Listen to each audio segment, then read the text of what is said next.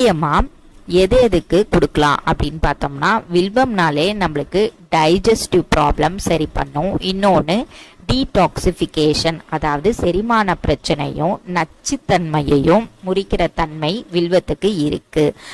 அதனால தான் இந்த வில்வம் கோயில்களால கூட யூஸ் பண்ணுவாங்க. ஏன்னா நச்சுத்தன்மையை அது முறிக்கிற தன்மை இந்த வில்வத்துக்கு இருக்கு.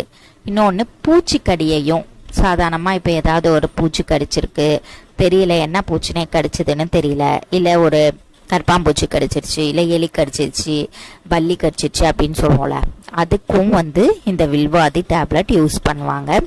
அப்புறம் ஃபீவர்னாலும் வில்வம் ரொம்பவே நல்லா இருக்கும். இப்போ வேப்பிலை ஃபீவர்னா யூஸ் பண்ணுவாங்க. அதே மாதிரி வில்வமும் அந்த ஃபீவரை மேனேஜ் பண்ணுறதுக்கு, ஜுரத்தை ஒரு நிலைப்படுத்துறதுக்கு, ஜுரம் காய்ச்சல் அதிகமாகாமல் படுத்துறதுக்கு இந்த வில்வம் யூஸ் பண்ணுவாங்க.